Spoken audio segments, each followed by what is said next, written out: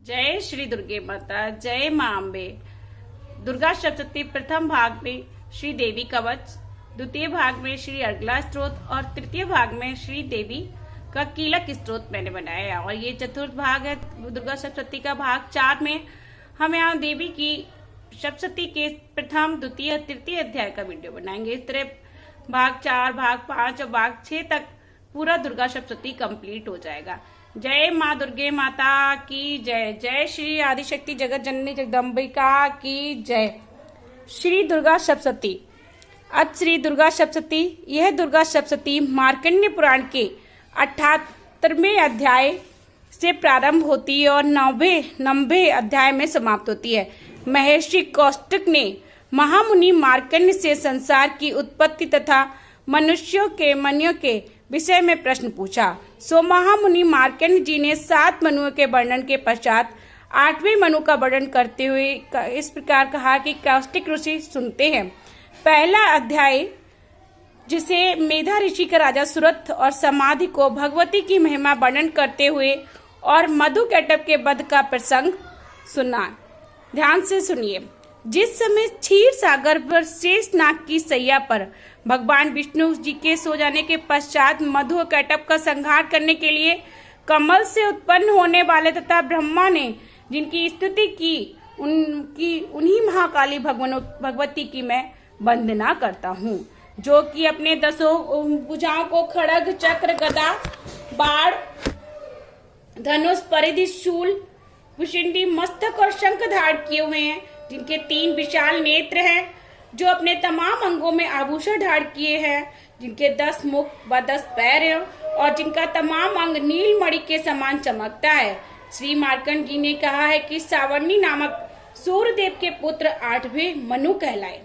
मैं उनकी उत्पत्ति विस्तार पूर्वक सुनाता हूँ, सो अब तुम सब लोग ध्यान से सुनो। वे रवि की छाया से उत्पन्न पुत्र महाभाग्यशाली सावर्णी आदि ज्योति की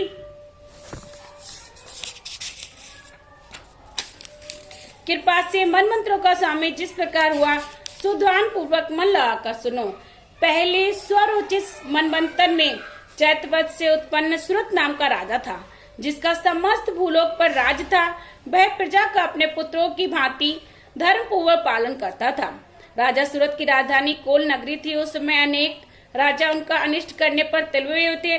दुष्टों को कठिन दंड देने के प्रयास से राजा सुरत का विध्वंसियों के साथ घोर युद्ध हुआ और उन सब ने के पास युद्ध की सामग्री न होते हुए भी राजा सुरत को पराजय का मुख देखना पड़ा। तत्पश्चात राजा सुरत लौटकर अपने नगर में आ गए और वे केवल अपने देश मात्र के ही स्वामी रह गए, परंतु वहां भी शत्रुओं द्वारा घेर लिए गए। अब तो नगर में भी विवश होकर, क्योंकि उन्हें ही दुष्ट मंत्रियों द्वारा दुर्बल राजा सुरत का कोष, सेना आदि धोखे से अपने अधिकार में कर लिए गए। इस प्रकार स्वामित्व छिन जाने के कारण राजा सुरत शिकार के बहाने से अकेले घोड़े पर सवार होकर सघन वन में जा पहुंचे। उसी वन में ही सर्वश्रेष्ठ श्री मेधा ऋषि का आश्रम अत्यंत शांत और रमणीक था। वहाँ अनेक प्रकार के पशु, पक्षी, हिरण और ऋषि कुमारों के वातावरण से वे बहुत सुहावना नजर आता था। राजा सुरत के वहां पहुंचने पर मेधा ऋषि ने उनका बहुत कुछ सत्कार किया। मुनि द्वारा सत्कार पाकर राजा सुरत आश्रम में कुछ दिन ठहर गए। एक दिन राजा सुरत को अपने देश की और राज्य का मोह आ गया और सोचने लगे, जो नगर मेरे पूर्वजों द्वारा पालित था, वह आज मुझसे रहित हो गया। मैं नहीं जानता कि वे दुष्ट दुराचारी मेरे मंत्री आदि नौकर मेरी प्रजा के साथ कैसा व्यवहार करते होंगे, और ये भी नहीं मालूम कि सदैव मस्त और मतवाला रहने वाला मेरा हाथी, जो सूरवीर और प्रमुख था, आज शत्रुओं के वश में हो जाने पर कैसे रहता होगा। धन की प्राप्ति को जो लोग मेरे पीछे पीछे रहा करते थे, आज शत्रुओं के अधीन न जाने कैसे कैसे कष्ट पाते होंगे। और हमने अत्यंत कष्टों से जो धन एकत्रित किया था, उसे वे दुष्ट लोग नष्ट करते होंगे। इस प्रकार राजा सुरत अनेक बातों को याद करते हैं और चिंताओं के सागर में डूब जाते हैं। एक दिन उन्होंने वहां मेधा ऋषि के आश्रम में निकट में एक वैश्य को भी देखा, जो राजा की भांति शोक सागर में डूबा हुआ था। राजा सुरत ने उससे पूछा कि हे भाई, तुम कौन हो और यहाँ सघन वन में किस लिए आए हो? अपने शोक और चिंता का कारण बताओ, मैं सुनना चाहता हूँ।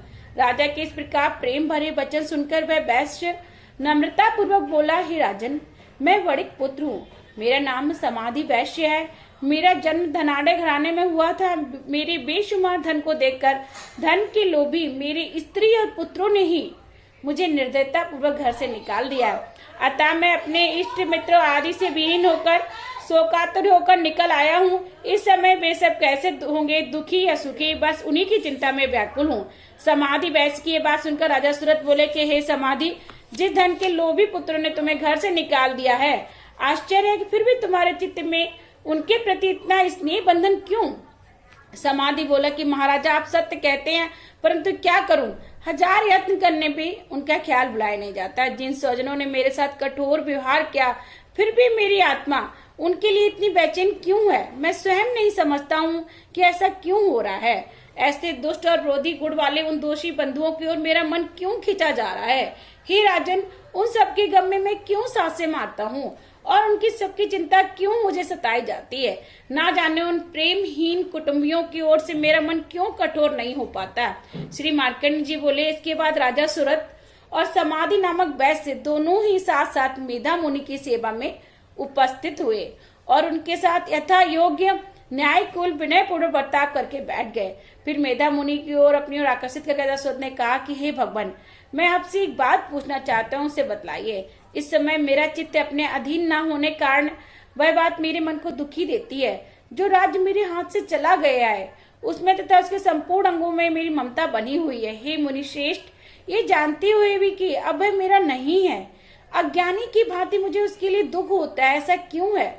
इधर यह वैश्य भी घर से अपमानित होकर आया है, उसके स्त्री पुत्रों सेवकों तथा स्वजनों ने उसको छोड़ दिया, तो भी वह उनके प्रति हार्दिक स्नेह रखता है।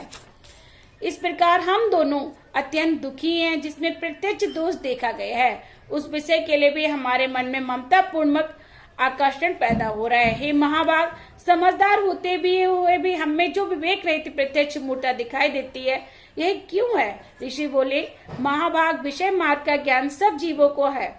इसी प्रकार विषय भी सबके लिए अलग अलग है। कुछ प्राणी दिन में नहीं देखते, कुछ रात में नहीं देखते, कुछ जीव ऐसे हैं जो दिन रात में बराबर ही देखते हैं। केवल मनुष्य ही समझदार होते हैं, यह बात नहीं। पशु पक्षी तथा मृग आदि सभी प्राणी समझदार होते हैं और उनकी समझ भी एक दूसरे जैसी होती है। इसके अतिरिक्त अन्य बातें भी दोनों में समान होती हैं।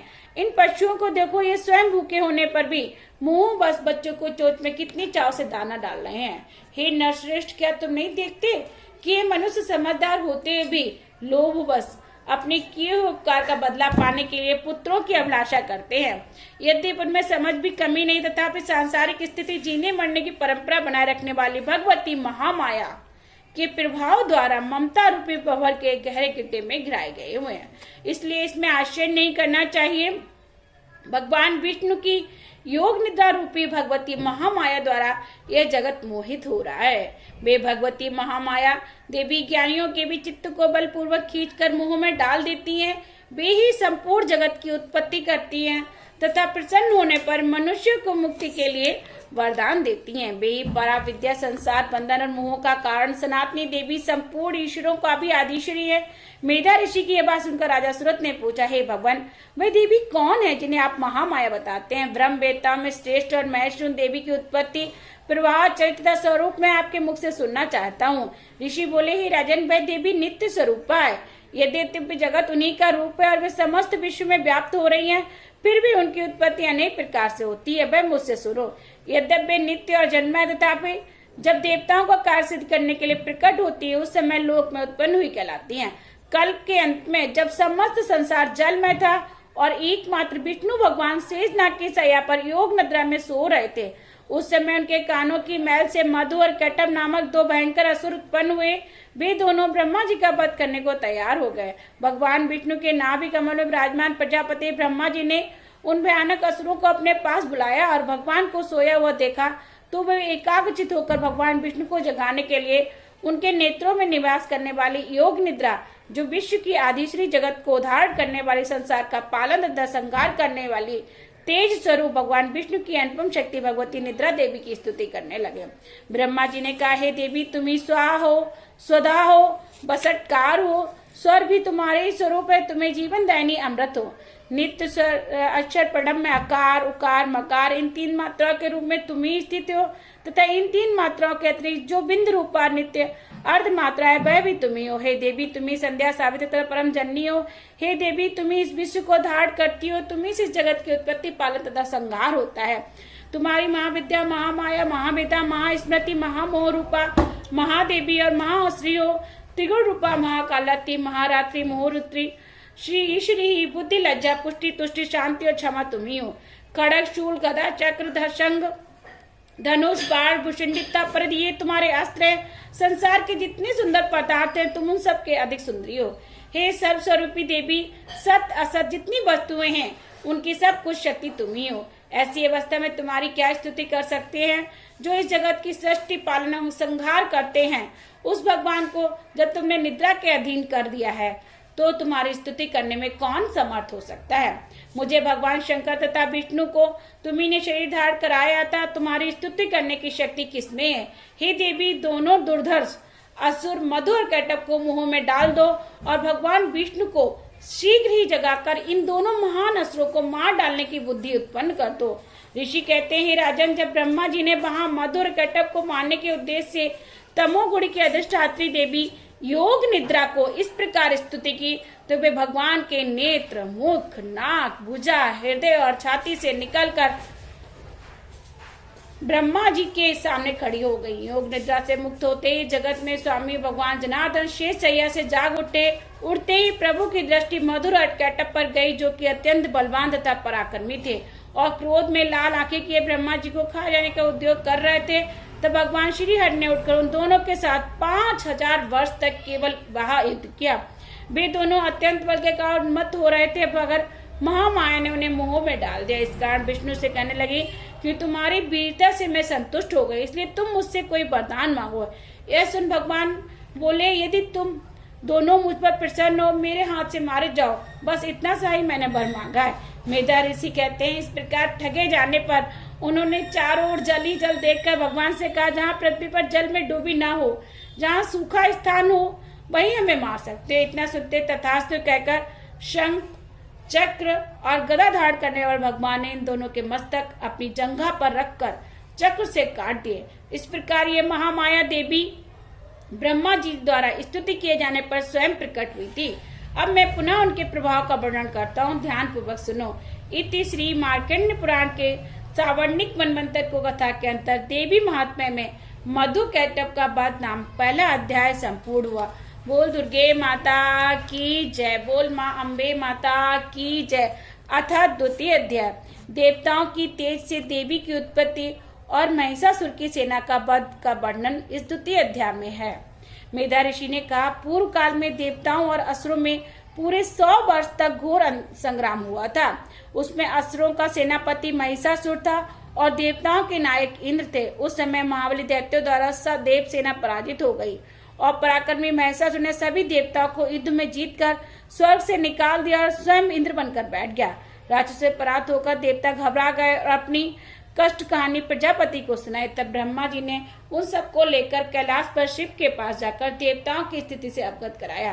तब भगवान बोले भी चकित हो गए और उन सबके साथ उठ करके क्षीर सागर पर पहुंचे जहाँ श्री विष्णु भगवान जी विराजमान थे और तमाम देवताओं के दैत्यराज दुष्ट महिषासुर के व्यवहार तथा देवताओं की पराजय आदि का अंत तक वर्णन किया जैसा कि हुआ था। कहा कि महिषासुर अग्नि, जल, वायु, चंद्रमा, सूर्य, यम, वरुण, कुबेर और आदि इंद्रादि समस्त देवताओं को परास्त करके सबका अधिकार छीनकर स्वयं ही स्वर्ग का स्वामी बनकर बैठ गया और उस दुष्ट महिषासुर द्वारा स्वर्ग से निकाले गए समस्त देवता धरा पर ठोकरे खाते फिर रहे हैं।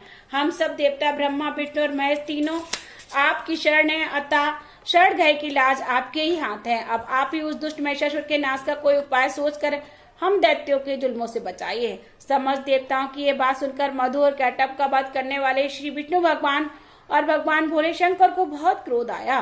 दोनों ही देवों की भुएं कमान के समान टेढ़ी हो गई, दोनों के मुख क्रोध से लाल हो गए। इसके पश्चात चक्र, सुदर्शनधारी भगवान विष्णु और श्री ब्रह्मा जी के मुख से एक महान तेज निकला। तत्पश्चात इंद्रादिक समस्त देवताओं के मुख से भी एक महान तेज निकला और वह सबके मुख से निकला हुआ तेज मिलकर एक हो गया। सुमेरु पर्वत के समान दृढ़ और दीप्त उस तेज पुंज की ज्वाला में से 10 दिशाएं दीप्त हो गई।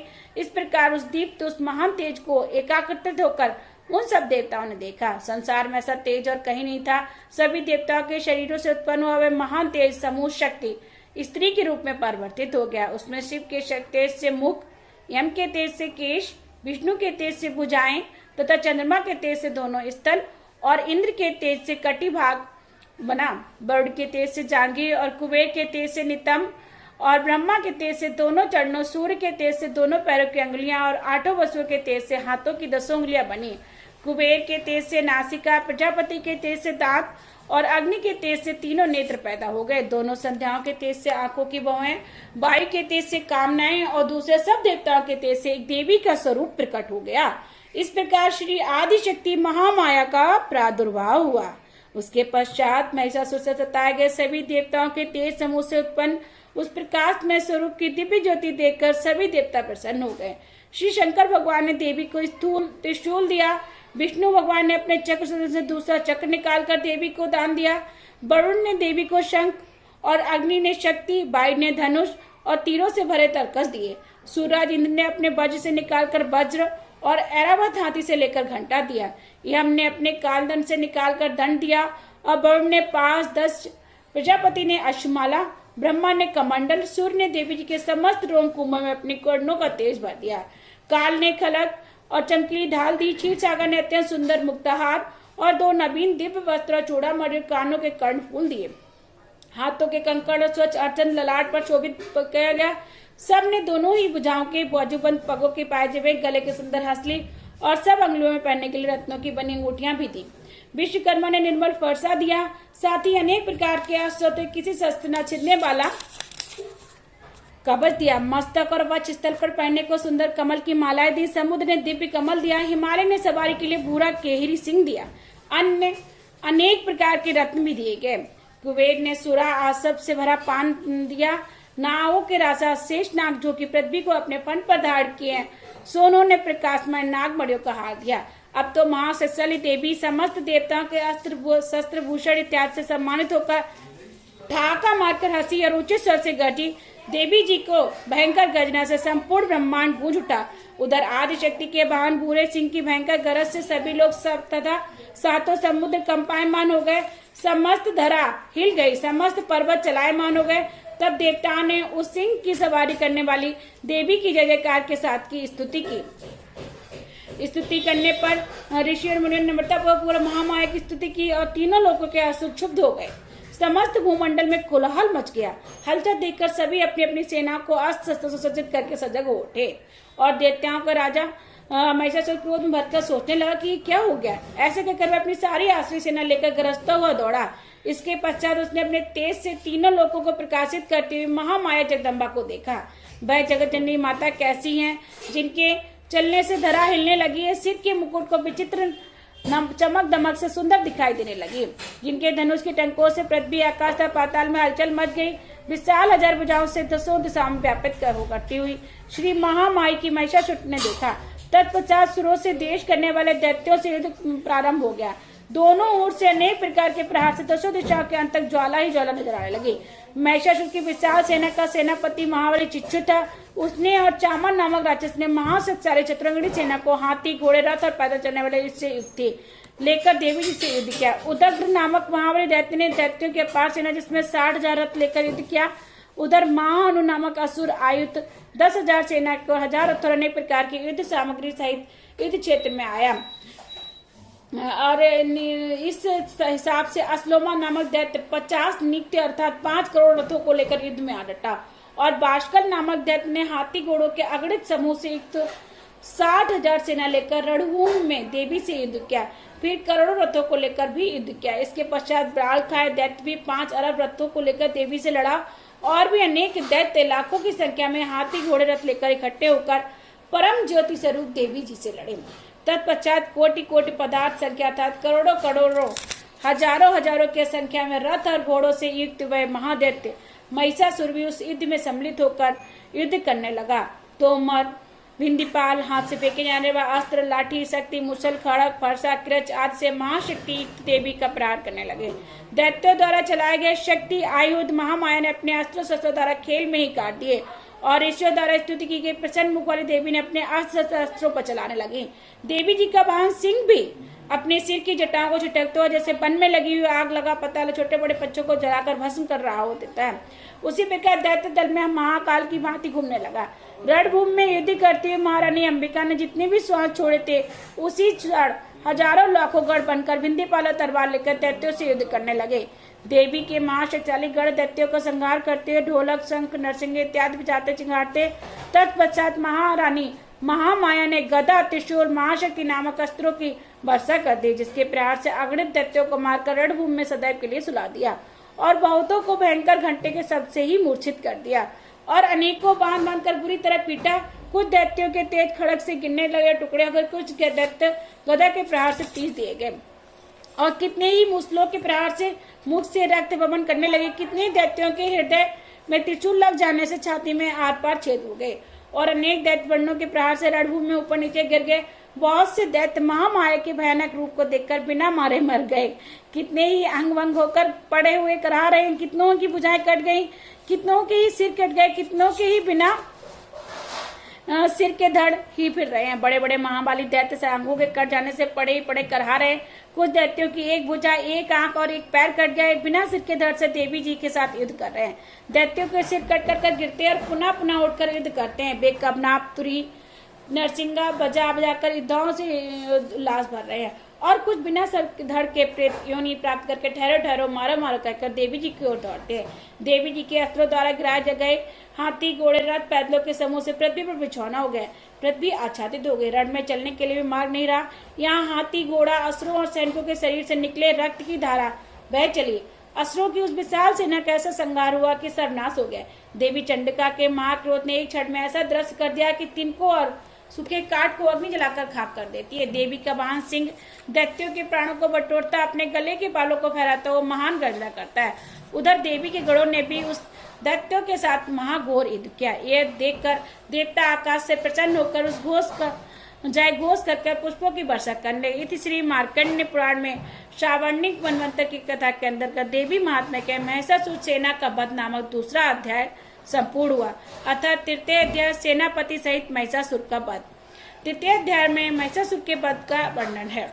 श्री मेधा ऋषि बोले कि हे राजा सुरत, महिषासुर का सेनापति चिच्चुर अपनी सेना का संहार देखकर क्रोध में भरकर स्वयं देवी जी से लड़ने गया। जिस प्रकार सुमेरु पर्वत शिखर पर मेघ पानी बरसाता है, उसी प्रकार वह बलि दैत्य चिच्चुर देवी पर बाढ़ वर्षा करने लगा। परंतु देवी ने उसके कठिन कराल बाढ़ों को एक क्षण में खेल में ही काट दिया और रथ के सारथी को भी घोड़ों के सहित मार दिया। महामाया ने एक ही क्षण में उसके धनुष ऊपर लहराती हुई ध्वजा पताका को भी काट कर गिरा दिया और धनुषहीन चिच्चुर के अंगों को अपने तीक्ष्ण बालों द्वारा गहरे छेद कर दिए। तब दैत्य क्रोध करके धनुष रथ और सारथियों के नष्ट हो जाने पर ढाल तलवार लेकर देवी जी की ओर दौड़ पड़ा। अति शीघ्रता पूर्वक चिच्चुर ने जब देव तलवार से शेर के सिर पर भरपूर वार कर दिया और फिर देवी जी के हाथ पर भी प्रहार किया। महर्षि मेधा ने कहा, हे राजा सूरत, चिच्चुर का वह खड़क देवी के हाथ पर लगते ही टूटकर टुकड़े टुकड़े हो गए। तत्पश्चात उसने अत्यंत क्रोध पूर्वक लाल लाल आंखें करके त्रिशूल का वार किया। उस महाबली दैत्य ने सूर्य के तेज वाले शूल को आकाश में पहुंचाकर देवी जी की ओर छोड़ दिया। महामाया ने चिच्चुर वाले शूल को आकाश में आते हुए देखा तो उसने प्रत्युत्तर में अपने शूल का प्रहार किया, जिससे राक्षस के शूल के टुकड़े टुकड़े हो गए और वह महादैत्य मारा गया। महिषासुर के उस महापराक्रमी सेनापति चिच्चुर के मर जाने पर देवताओं को कष्ट देने वाले चामर हाथी पर चढ़कर आया वह महिषासुर। उसने भी देवी के ऊपर शक्ति का प्रहार किया, किंतु जगदम्बा ने उसे अपने हुंकार से आहत एवं निष्प्रभ करके पृथ्वी पर गिरा दिया। अपनी शक्ति को टूटकर गिरा हुआ देखकर चामर अत्यंत ही क्रोधित हो गया। फिर उसने शूल चलाया, किंतु देवी ने अपने बाणों द्वारा उसे भी काट डाला। इसके बाद देवी का सिंह उछलकर हाथी के मस्तक पर जा चढ़ा और दैत्य के साथ खूब जोरकर बाह्य युद्ध करने लगा। वे दोनों लड़ते हुए पृथ्वी पर आकर अत्यंत क्रोधित होकर एक दूसरे पर भयंकर प्रहार करने लगे। तत्पश्चात सिंह बड़े वेग से आकाश की ओर उछला और उधर से गिरते समय उसने अपने पंजों के प्रहार से चामर का सिर धड़ से अलग कर दिया। इसी प्रकार उदग्र भी शिला और वृक्ष आदि की धार से युद्ध क्षेत्र में मारा गया। कराल भी दांतों को तथा थप्पड़ों की चाट से धराशायी हो गया। क्रोधित होकर देवी ने गदा के प्रहार से उद्धत का कचमुंह निकाल दिया। बिंदबाल से पाशकल को तथा बाड़ों से ताम्र और अंधक को मार डाला। 3 नेत्र वाली देवी ने त्रिशूल से उग्राशय उग्रवीर तथा महानु नामक दैत्य मार गिराए। तलवार से बिड़ाल का मस्तक धड़ से अलग कर दिया। दुर्धर और दुर्मुख नामक दैत्यों को बाड़ों की मार से यमलोक भेज दिया। अपनी सेना को इस प्रकार नष्ट होता देख महिषासुर भैंसे का रूप धारण करके देवी के सामने आ गया। किन्हीं को थुतनों से, किन्हीं को खुरों से, किन्हीं को पूंछ से चोट पहुंचाकर, कुछ को सींगों से फाड़कर, कुछ गढ़ों को बेग से, किन्हीं को गर्जना करके, कुछ को चक्कर देकर तथा कितने ही गढ़ों को अपने नतनों की निश्वास बाई के झोंकों से धराशायी कर दिया। इस प्रकार देवी के गढ़ों की सेना की गिराकर वह असुर महादेवी के सिंह के मारने के लिए झपटा। इससे जगदम्बा अत्यंत क्रोधित हो गई। उधर महापराक्रमी महिषासुर भी क्रोध में भरकर अपने क्रोध से पृथ्वी पर खोदने लगा तथा गर्जता करते अपने सींगों से ऊंचे ऊंचे पर्वतों को उठाकर फेंकने लगा। अत्यंत वेग से चक्कर देने के कारण पृथ्वी फटने लगी। उनकी पूंछ से टकराकर समुद्र सब ओर से धरती को डुबोने लगा। हिलते हुए सिंहों की चोट से फटकर बादलों के टुकड़े टुकड़े हो गए। उनके श्वास के प्रचंड वेग से उस सैकड़ों पर्वत आकाश में गिरने लगे। इस प्रकार क्रोध से भरे उस महादैत्य को अपनी ओर आता देखकर चंडिका ने उसको मारने के लिए महान क्रोध किया और उन्होंने पास फेंकर उस महान दैत्य को बांध लिया। बन जाने पर वह भैंसे का रूप छोड़कर तत्काल सिंह के रूप में आ गया। उस अवस्था में जगदम्बा ज्यों ही उसके मस्तक काटने के लिए उद्यत हुई, त्यों ही वह खड़ग हाथ में लिए पुरुष के रूप में दिखाई देने लगा। तब देवी ने शीघ्र ही बाड़ों की बसर के ढाल तलवार से उस पुरुष के भी बांध लिया। इसके पश्चात उसने महान गजराज हाथी का रूप बना लिया और गरजते हुए अपने सूंड से देवी के विशाल सिंह को खींचने लगा। तब देवी ने अपनी तलवार से उसकी सूंड काट डाली और इसके पश्चात वह महादैत्य पुनः भैंसे का शरीर धारण करके पहले की भांति चराचर तीनों लोके के प्राणियों को व्याकुल करने लगा। तब क्रोध से भरी जगदम्बा चंडिका बारंबार उत्तम मधु का पान करने लगी और लाल लाल नेत्र करके हंसने लगे। उधर बल और पराक्रम के मत से उन्मत्त हुआ वह राक्षस अपने सींगों से चंडी के ऊपर पर्वतों पर फेंकने लगा। उस समय देवी अपने बड़ों से असुर द्वारा फेंके हुए पर्वतों को चूर करती हुई बोली, बोलते समय उनका मुख मधु के मत से लाल हो रहा था और बाड़ी रखड़ा रही थी। देवी ने कहा, ओ मूर्ख, मैं जब तक मधु पीती हूँ तब तक क्षण भर के लिए तू खूब कर ले। मेरे हाथ से मारे जाने पर शीघ्र ही देवता भी गर्जना करेंगे। ऋषि कहते हैं। इस प्रकार कहकर देवी उछली और उस महादैत्य के ऊपर चढ़ गए। फिर अपने पैर से दबाकर उन्होंने सूल से उसका कंठ पर प्रहार कर दिया। उनके पैर से दबा होने के कारण महिषासुर अपने मुख से दूसरे रूप से बाहर होने लगा। अभी वह आधे शरीर से ही बाहर निकल पाया कि देवी ने अपने प्रभाव से उसे रोक दिया। आधा निकला होने पर महादैत्य ने देवी से युद्ध करने लगा। तभी देवी ने अपनी विशाल तलवार से उसका मस्तक काट दिया। इसके बाद हाहाकार करती हुई दैत्यों की सारी सेना भाग गई और संपूर्ण देवता अत्यंत प्रसन्न होकर दिव्य महर्षियों के साथ दुर्गा देवी की स्तुति करने लगे। गंधर्वराज, गायन तथा अप्सराएं नृत्य करने लगी। इति श्री मार्कंडेय पुराण में सावर्णिक मनवंतर की कथा के अंतर्गत देवी महात्म्य में महिषासुर वध नामक तीसरा अध्याय संपूर्ण है। बोलो दुर्गे माता की जय। बोल आदिशक्ति जगत जननी जगदम्बा की जय।